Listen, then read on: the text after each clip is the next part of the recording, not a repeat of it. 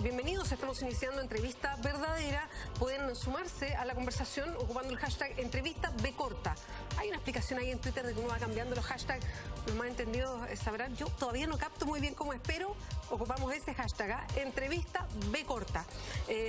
Vamos a conversar sobre el momento político y cómo le damos la vuelta. Es algo bien gigante. Se lo vamos a plantear a nuestro próximo entrevistado. Él estudió ciencias jurídicas. ¿Es abogado? Así ya, porque licenciado en ciencias jurídicas no sería con la idea. Es abogado, fue parte de la Comisión Presidencial para la Probidad o contra la Corrupción en Chile, era de Ciudadano Inteligente, así se le reconoce. Hoy día es director de la Fundación Multitudes, que se dedica más bien a lo mismo, trata de buscar participación, probidad, enlaces con el mundo privado. Es Álvaro Castañón, que está con nosotros en el estudio. Álvaro, muchas gracias por venir. Hola, gracias a ti por la invitación.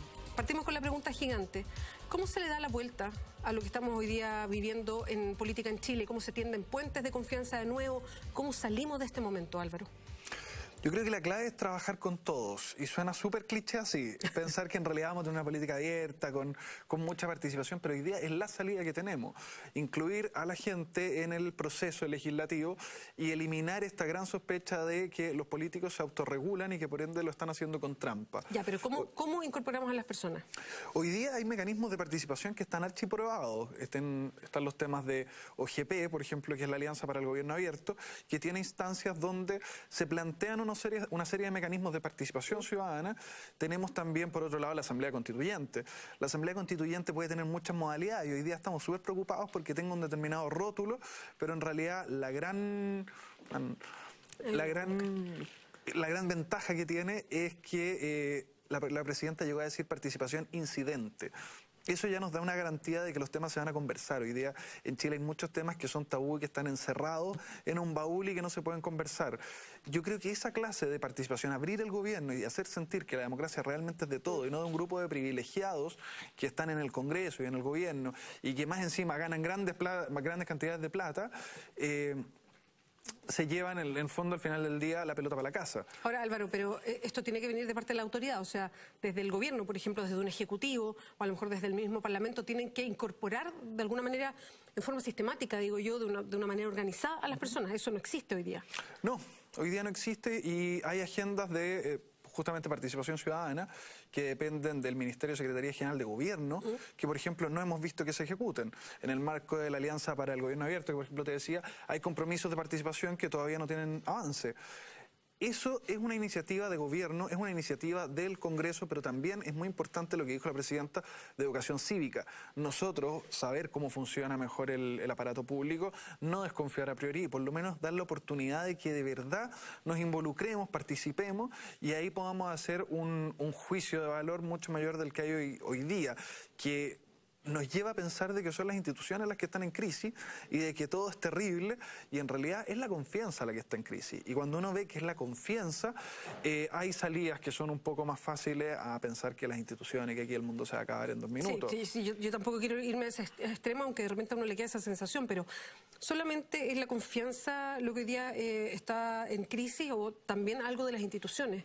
Pregunto por el Parlamento, por ejemplo, no solamente respecto a cómo lo mira la ciudadanía, sino lo que pasa al interior del Parlamento. Todos los días nos enteramos de algo nuevo, todos los días hay una reacción rápida por tratar de poner leyes para tapar cosas que uno dice, bueno, pero esto no debería ser de sentido común. ¿Eso no es una crisis en el Parlamento? Yo diría que no necesariamente. Yo creo que tenemos un sistema que funciona y un sistema que nos ha funcionado durante mucho tiempo, pero hay gente que le saca provecho. Y el problema, el atentado al sentido común, es cuando necesitamos las sanciones no existen. Y por lo tanto tenemos a alguien que reconoce estar sentado en el Congreso con fraude a la ley electoral, pero sonrientemente sigue ahí.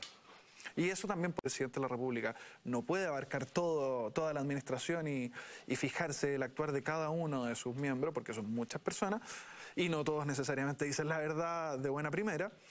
Y por otro lado, el Congreso hoy día no tiene una cabeza clara. Las comisiones de ética y transparencia no funcionan bien. Recién en los días anteriores, hace pocos días, vimos a gente de la Comisión de Ética y Transparencia solicitando mayor antecedente para ver si es que hacen algo en casos que están avanzados. Y es bien curioso que lo pidieran ahora porque uno pensaba que en algún momento lo habían pedido. ¿Están recién reaccionando? Es que en algún momento atrás ellos simplemente tomaron la decisión de que no iban a hacer nada hasta que la justicia penal se pronunciara.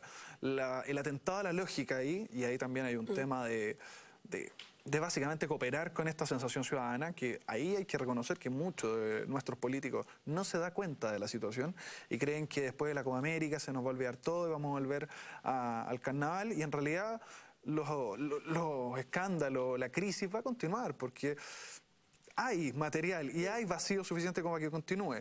El punto está en que esta comisión de ética dijo que no iba a hacer nada hasta que la justicia penal se pronunciara, y la respuesta más lógica a eso es: ¿qué me importa a mí lo que hagan ustedes cuando la justicia penal se pronuncie? La justicia penal puede condenar a 3 años y 1 día, y lo que haga la comisión de ética ya da lo mismo, porque el diputado o senador se destituye, porque pierde los requisitos de la ciudadanía. Por lo tanto, ahí hay un problema, la lógica, y yo tengo una institución que vela por la ética y la transparencia y no está velando por ninguna de las dos. No está velando por valores básicos, que son justamente los del sentido común, que hacen que un diputado o un senador que cometió cierto grado de fraude siga ahí sentado. Y ese es un problema legal. La ley hoy día tiene vacío, hay cosas que faltan. En eso apuntó nuestro trabajo en la comisión en el Consejo Anticorrupción, a la comisión Engel. Pero también depende mucho del criterio que nosotros tomemos y que de verdad nos tomemos seria la ética. De que yo éticamente mire mis antecedentes, no asuma un cargo de ministro para después renunciar, y que una vez que tengo a toda la prensa encima y a todo el país apuntándome con el dedo, resulta que me encuentro de cara con la epifanía con la ética y decido que en realidad quizás estoy cometiendo una imprudencia. Ahí yo creo que hay un problema previo, hay un problema de cómo nosotros ponderamos las cosas, y ojo que eso también viene del Estado. El Estado invierte muy poco en capacitar a sus funcionarios en temas de ética y transparencia. Eso también lo hicimos ver en el Consejo Asesor. Sí, yo te quería preguntar por lo mismo. Álvaro, fuiste parte de este consejo asesor, fueron profesionales de distintas áreas que estuvieron debatiendo y llegaron a una conclusión que tiene varios puntos. Hemos conocido varios, la idea es que se transformen en proyectos de ley, hay algunos que ya están corriendo incluso en el Congreso, pero esto no es nuevo. En el primer gobierno de la presidenta Bachelet, después del caso Publicam, del caso Chile Deportes, también se reunió una comisión más pequeña y también sacaron como conclusión cambios en varios puntos.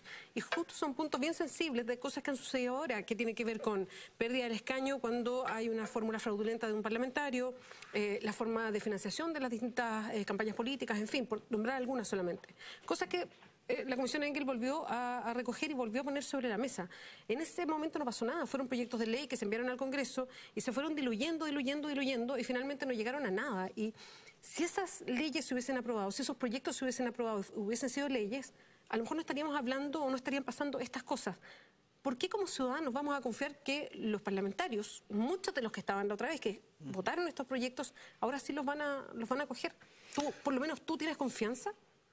Yo tengo confianza en la medida que los ciudadanos estemos ahí y podamos generar un cierto grado de presión a esta altura.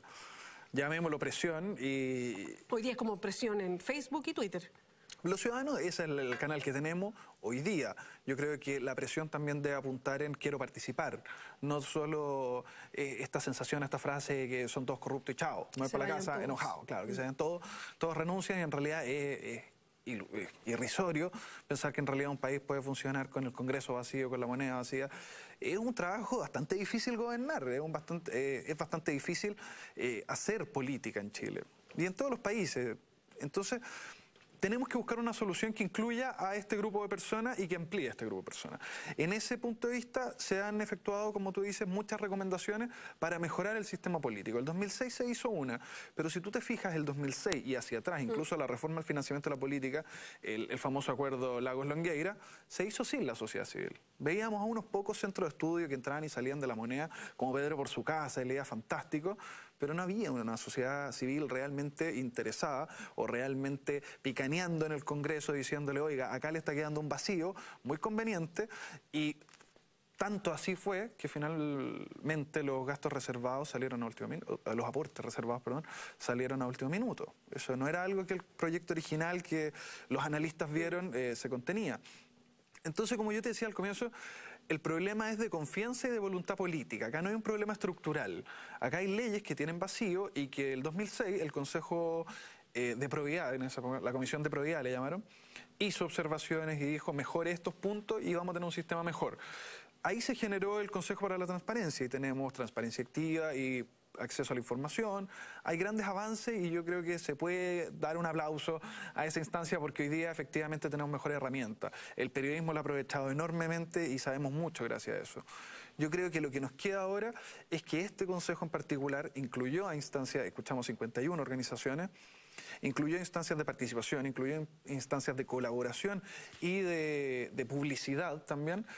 Lo que queda es pedirle a la presidenta y pedirle al Congreso que respeten esta instancia donde existió participación, incluya nuevas vías de participación, por ejemplo, no haciendo comisiones en el Congreso a puerta cerrada, donde nadie sabe cuál es el modus operandi de la técnica legislativa que ahí se está empleando, sino hasta que salen con la torta hecha y dicen acá está la solución. Y creen que uno lo va a aplaudir cuando en realidad lee el texto y se da cuenta que sigue teniendo pifia. En la medida que nosotros podamos participar, y esa es una fórmula exitosa, hay varias leyes que han salido con participación y se ha podido llegar a una buena legislación. Si logramos esta participación y logramos hacerle seguimiento a estos temas y logramos abrir la política a través de un mejor sistema de partidos políticos, tenemos un buen porcentaje, por lo menos, de la crisis de confianza superada. Porque ahí también está no solo la situación actual, está que la gran instancia de participación, que son los partidos políticos, hoy día no están cumpliendo el rol. Y el partido fútbol tiene más participación, la ONG tiene más participación. El fútbol, de la Copa América y todo eso. Claro, le interesa más eso, interesan las ONG. Y a mí me toca ver mucho desde la sociedad civil de que a los jóvenes sí nos importa la política. Y esa también es una crítica que yo en algún momento estaba dirigiendo un portal que era politicarock.cl. Y una de las cosas que nosotros decíamos es que los jóvenes no estábamos ni ahí, no estábamos ni ahí, o sea, estamos muy interesados, pero estamos a un clic de distancia. Y la política todavía no se da cuenta que estamos a un clic de distancia, ya no estamos en el parque bandereándoles, ni estamos pegando afiches, ni estamos escuchando a un gran prócer que nos está explicando cómo era la política hace 100 años. Ahora nosotros sabemos cómo se hace la política porque tenemos muchísima más información, tenemos una visión crítica, pero estamos en otro lado que ellos todavía no descubren, porque en muchos casos no saben cómo prender un computador. Entonces hay un modelo social que es muy distinto y donde sí se puede generar confianza. Ese modelo social hay que llevarlo a la política. Álvaro, como fuiste parte de este comité asesor, eran, yo lo decía antes, profesionales de distintas áreas, de distintas edades también y miradas a lo mejor distintas. Para ti personalmente, ¿qué era lo más importante? ¿Cuál para ti fue el centro de lo que debía ponerse sobre la mesa como una nueva regla del juego? O sea, el desafío de todos nosotros, yo creo que la presión estaba en el sistema de financiamiento de la política, que por lo demás yo creo que ahí es donde está el mayor cambio de cómo se están haciendo las cosas desde aportes reservados y aportes de personas jurídicas, y eso no solo es empresa. Yo creo que ahí también hay uno de los temas de seguimiento que nosotros tenemos que hacer como ciudadanos. Cuando nos dicen aportes de empresa, es muy bueno que se eliminen, pero lo que nosotros queremos es que se eliminen los aportes de las personas jurídicas, porque eso incluye a las fundaciones. Si yo empresa le dono a una fundación y la fundación le dona a un candidato, técnicamente no estoy haciendo nada nuevo. Si yo prohíbo a las personas jurídicas, ahí hay un tema que sí genera un cambio sustancial. Eso es un ejemplo de cómo tenemos nosotros ciudadanos que involucrarnos en las leyes que salen. Pero más allá de eso, bueno, estaba el tema de financiamiento de la política que era bien álgido.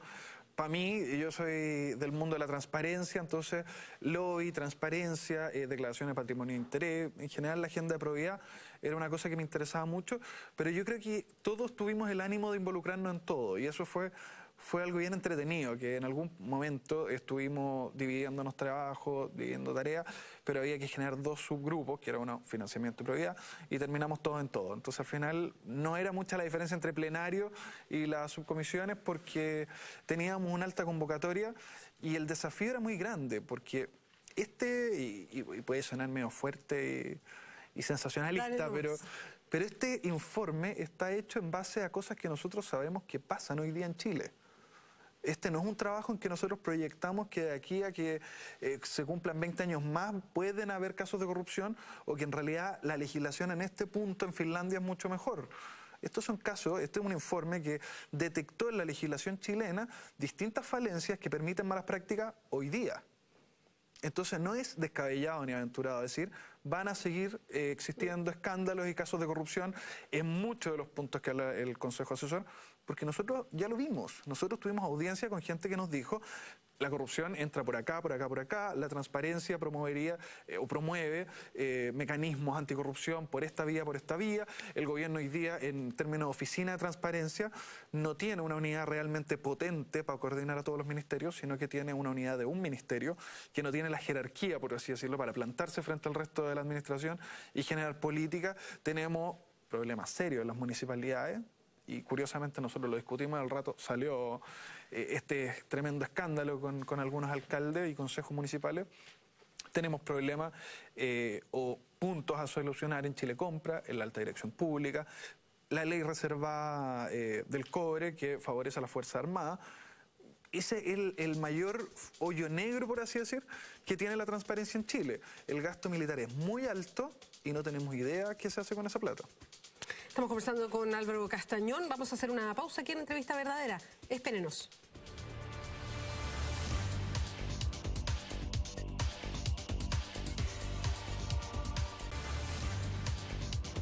Seguimos con Entrevista Verdadera. Recuerden el hashtag Entrevista B-Corta para comunicarse con nosotros. Estamos con Álvaro Castañón.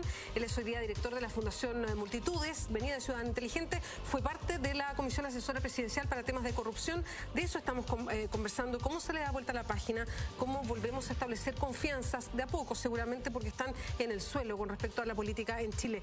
No tiene, Álvaro, una mirada tan catastrofista, es lo que nos ha estado contando. Álvaro, te quería preguntar por algo. Tú dejaste hace poquito Ciudadano Inteligente, pero el Ciudadano hizo algo interesante, que fue querellarse contra algunos políticos, específicamente parlamentarios, que han estado, incluso algunos ya también formalizados por el caso Penta, SQM, en fin, y están siguiendo esta vía judicial. Hoy día hay un parlamentario que lo hace, que es Hugo Gutiérrez, parlamentario comunista, contra Jaime Orpiz, por ejemplo. ¿Esa es una vía para hacerse presente como ciudadanos a propósito de lo que pasa en el Parlamento?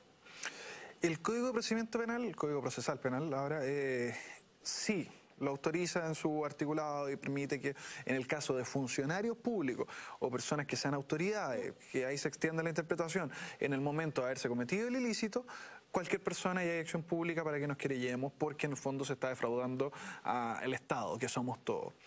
Si es que esa persona, como por ejemplo los diputados que eran candidatos en ese momento, todavía no tenían ningún cargo, cometiesen ahí un ilícito, tú no te puedes querellar porque ese excede el margen de temporalidad que establece el código. ¿Es una vía? Sí, es una vía. Yo creo que es importante que como ciudadanos estemos representados ahí más allá de lo que la Fiscalía puede hacer, lo cual no es quitarle el piso a la Fiscalía ni es dudar de la Fiscalía. Es simplemente también ser parte en un proceso al cual hay que ponerle un poquito más de transparencia, sin filtrar cosas, a propósito de lo que se ha venido hablando. Yo iba a preguntar un poquito después de eso. Claro, sin filtrar cosas, porque es verdad que hay un tema con el debido proceso, pero hay que estar básicamente para poder pedir lo que es justo. Porque la Fiscalía también tiene una instancia de negociación con las partes, sí. Se vio con Hugo Bravo, para las medidas cautelares. Casos bien emblemáticos, no necesariamente corrupción política, pero en el caso de las farmacias, que fue bien ventilado, claro. A un acuerdo que menos mal la Corte lo paró, pero que era un acuerdo para que se hicieran clases de ética, efectivamente, después de la colusión de las farmacias, que pasó el aviso porque quedó instalado. Eso fue un acuerdo, pero la Corte lo paró y eso nunca existió y por eso sigue el proceso. Y en ese sentido, Álvaro, ¿qué te parece que saquen al fiscal Gajardo, que ha sido un fiscal bien mediático en estos casos? De repente ha sido un poquito el rostro que ha llevado adelante todas estas investigaciones, en el caso Penta, SQM, en fin, que lo saquen de la lista que se está investigando ahora sobre el senador Jaime Orpiz? Es raro, yo no puedo hacer un juicio de valor más allá de lo que se ha visto en la prensa, pero... Sí, no espero que me lo comenten, claro, porque no sabemos quizás el fiscal, todo respecto, pero que este fiscal en específico lo saquen de una arista que estaba investigando. El fiscal jefe de Oriente dijo claramente que él no tenía... El fiscal Ayala dijo claramente que no tenía pruebas de que hubiera sido la Fiscalía quien estuviera filtrando estas cosas. Si es así, creo que está mal tomada la decisión. Y técnicamente, para las confianzas y para el contexto en el cual se están dando estos juicios, cambiar al fiscal sigue siendo una mala estrategia. Yo creo que incluso a nivel popular se sabe que a lo general no se les cambia a la mitad de la batalla. Y este caso venía siendo de Gajardo hace mucho rato. Jurídicamente es malo, porque viene un fiscal que no tiene idea, y es sospechoso, yo diría que sí. por lo menos se pone bajo la lupa, porque ahora se le va a pedir un estándar mayor al nuevo fiscal que también puede ser dañino para las propias partes. No es sano que un fiscal que a todas luces ha venido haciendo la pega tenga esta clase de cuestionamiento, que se le quite el piso por parte de sus propios pares, pese a que también la gente tiene que saber de que la Fiscalía no es un órgano tan pacífico, tiene sus pugnas internas dentro y su lucha de fuerza como cualquier otro trabajo. Claramente hay una lucha política, de hecho se elige el próximo fiscal nacional que tiene que salir y varios de los nombres que hemos escuchado van a estar seguramente en esa competencia, se decide en octubre y es un paso político porque se vota en el Parlamento. Es bien curioso ese momento, porque algunos parlamentarios que pueden estar formalizados por estos fiscales podrían estar votando por quién es el próximo fiscal nacional de entre los nombres de las personas que a ellos mismos los formalizaron. Claro, y con estas defensas corporativas también se pueden vetar personas, porque si aquí estamos viendo que un fiscal persigue a dos fuerzas políticas que no son de la misma coalición, dos partidos se ponen de acuerdo y vetan un nombre. Así de simple. Sí, esta cosa tiene varias aristas y por eso yo creo que es clave que desde Ciudadano Inteligente, desde el Consejo de Defensa del Estado, estén involucrados adentro viendo cómo sucede esto, porque también pueden haber diligencias que no se estén haciendo, investigaciones o líneas investigativas que no se estén siguiendo, y como querellante uno puede exigir que se sigan. Y ahí la Fiscalía se ve un poco obligada a ampliar la investigación o a tomar o a hacerse cargo de esos temas. Perdón, solo para resumir, Álvaro, pero el que saquen al fiscal Gajardo, ¿tú crees que puede afectar entonces la investigación, lo que se está llevando a cabo? O sea, claramente, porque se está sacando un fiscal que ya venía trabajando en esto. Es como que, no sé, ahora tú te pares, te vayas y me pongan a otra persona que voy a quedar descolocado un rato. En principio, se pueden repetir las preguntas, en fin. Claro, o sea, por lo menos uno queda descolocado un rato, se pierde un tiempo que es valioso, porque acá hay pruebas que se pueden estar perdiendo en estos momentos, papelitos que se pueden estar quemando. En su momento con Sokimich vimos que sacaron computadores en un lapso de 1 hora. Sí. Si acá no es tan difícil hacer desaparecer las cosas, sobre todo en una investigación que es difícil. Los juicios que estamos viendo que se están desarrollando son de un nivel probatorio muy difícil y tenemos nosotros como ciudadanos que también estar conscientes de que por lo difícil que son, no todos van a quedar en la cárcel, ni no todos van a ser culpables, y por eso también muchos tienen la tranquilidad. Lo que no nos puede suceder es que no exista una pérdida del escaño, que por básicamente tener un CERVEL muy debilitado y que recién ahora se le está poniendo ojo en términos presupuestarios, de fiscalización, de dotarlo. Nosotros proponemos que tenga un área completa de fiscalía. Este tipo de cosas quedan impunes desde el primer momento. O sea, al final los problemas políticos y electorales se están llevando a la Fiscalía, que la Fiscalía tiene otra misión en este país. La Fiscalía técnicamente contiene la paz social y vela por delincuentes un poquito más de peso que técnicamente la falta de la ley que permite que los empresarios sean inescrupulosos en muchos casos y los políticos tengan un sistema bastante perverso. Y acá hay que hacerse cargo, y yo creo que todos los ciudadanos, los 17 millones, tenemos que ponernos los pantalones y decir que el 2003, cuando se hizo esta reforma, nosotros le entregamos, y bueno, antes también venía haciendo la misma tendencia, nosotros le veníamos entregando el financiamiento de nuestra política a los privados. Y ahora recién se está proponiendo el tema de financiamiento público, y yo creo que hay que también tener eso en consideración en el momento de decir, no quiero que el Estado le dé plata a esta gente, porque eso significa seguir permitiendo que las empresas financien quienes llegan al Congreso, quienes llegan a la moneda. Sí. Sí, así de pragmática esta decisión. Sí, Álvaro, lo que pasa es que también se puede decir, analicémoslo hacia el otro lado. ¿Qué financio yo como un ciudadano cuando financio un partido político o financio una campaña? Lo que financio es una mejor democracia, algo más transparente, que se puede mirar de distinto, decir, le paso toda esta plata a los políticos, el Estado que puede hacer otras cosas, tiene que ver con esas dimensiones.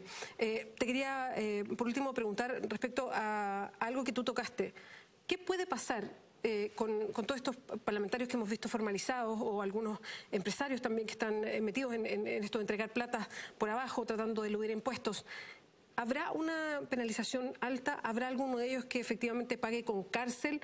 ¿O puede darse el peor de los mundos, que reciban una especie de sanción o una multa, vuelvan al Congreso, sigan votando y casi como que no hubiese pasado nada, con esa sensación de injusticia? Puede pasar todo eso. Puede pasar todo eso porque los juicios penales son los juicios, y sin desvalorizar al resto de la justicia o de los aparatos judiciales, en los cuales yo por lo menos he trabajado, justamente jurídicamente, en términos de litigio, los juicios penales son de una densidad mayúscula y tienen una cantidad de teorías y cosas de las cuales se pueden agarrar. Tiene este dramatismo también que hemos visto en algunos jueces y fiscales. Y abogados defensores. Y abogados defensores que en realidad no se ven en las otras áreas del derecho. Por lo tanto, puede pasar perfectamente que alguien quede con clases de ética. Puede pasar que alguien se vaya preso. Puede pasar... Perdón, ¿de los parlamentarios podría pasar que alguien se fuera preso? De los parlamentarios no necesariamente, pero Pablo Wagner está en una situación comprometedora y eso es bien evidente. Está las boletas, está la plata y está su nombramiento como subsecretario. Y ahí técnicamente también hay mail que dan cuenta de que pudo haber existido una contraprestación. Él indudablemente está en una situación compleja y su misma defensa así lo ha dicho. De los parlamentarios todavía no se formalizan. Entonces yo creo que ahí hay un tema que hay que desarrollar ampliamente. Nosotros en Ciudadano Inteligente, ahora hablando por mi ex casa... Estabas ahí en no, pero todavía soy un fan de Ciudadano Inteligente. Tenemos la teoría de que sí hay un ilícito y sí hay un cohecho y hay algo que merece la mayor de las penas. Yo creo que ahí hay mucho que investigar todavía. Incluso hay cruces que hacer... con los proyectos de ley que se votaron, bueno, un poco lo que le pasó en Sulsa, de ver en qué comisión estaba, qué proyectos entraron, por dónde estaban las decisiones tomándose, pero esto de las sanciones también va muy de la mano con lo que yo te decía de la confianza y de la participación que tengamos los ciudadanos en lo que viene. Para poder abarcar bien lo que viene y para que los ciudadanos podamos participar tranquilamente, es clave que más que la justicia penal y más que el sistema que no tenemos de pérdida del escaño, que no tenemos de un CERVEL realmente empoderado, los partidos políticos cumplan el rol que Chile hoy día le exige, que es asuma la responsabilidad política, no la ética, porque esa ya la asumió pidiendo disculpas, llorando frente a la Cámara, no la penal, porque esa no depende de los partidos políticos, depende de los tribunales, sino la responsabilidad política, que eso depende de sus directivas, de decir nosotros queremos tener esta calaña de militantes y no queremos tener esta otra. Y por lo tanto, decirle a sus militantes que en todos los partidos políticos hay un concepto que es clásico, que es disciplinado, decirle salga del Congreso porque usted le está haciendo un daño a Chile. Y eso es lo que hacen hoy día finalmente. Decir, yo me consigo plata por debajo de la mesa, gano una candidatura, en muchos casos con un margen de votos muy pequeño, y da lo mismo. Tengo todavía la representación de mi gente, tengo el respaldo del partido, y se escudan detrás de una institucionalidad que al final del día es parte del Estado, es parte de lo que nosotros como chilenos confiamos que nos va a gobernar. Y eso es un problema mayúsculo. Álvaro Castañón, muchas gracias por acompañarnos en Entrevista Verdadera. Gracias a ti. Buenas noches. Buenas noches. Vamos ahora a revisar un resumen de noticias. Tras varias semanas de análisis, este jueves los jefes de las bancadas de RN y la UDI, Alejandro Santana y María José Hoffman, anunciaron que solicitarán el próximo martes a la Cámara de Diputados la creación de una comisión investigadora por el caso SQM. El objetivo es indagar las eventuales vinculaciones del exministro del Interior, Rodrigo Peña Ilillo, con Soquimich, el uso de aportes de la minera no metálica para financiar la precampaña de la presidenta Michelle Bachelet y las supuestas presiones que denunció el exdirector del Servicio de Impuestos Internos, Michel Jorrat, por dicha arista que investiga la Fiscalía. Desde el sector de la Plaza Los Héroes se dio inicio la mañana de este jueves a una marcha no autorizada convocada por la Coordinadora Nacional de Estudiantes Secundarios y que finalizó con los jóvenes lanzándole pelotas de colores a los efectivos de carabineros que intentaron impedir la manifestación. A la movilización también se sumaron profesores que protestan contra el proyecto de carrera docente y comenzaron a marchar por el bandejón central de la Alameda hasta el Ministerio de Educación. El Congreso finalmente despachó este jueves el proyecto que permite la realización de bingos por parte de las organizaciones sin fines de lucro, tras la polémica generada por el decreto de Contraloría que impedía a los municipios organizarlos y realizar los bingos aunque sean para beneficio. Eso luego de que la Cámara, con 81 votos a favor, acogiera las modificaciones del Senado al proyecto que recoge 5 mociones de diputados de todas las bancadas.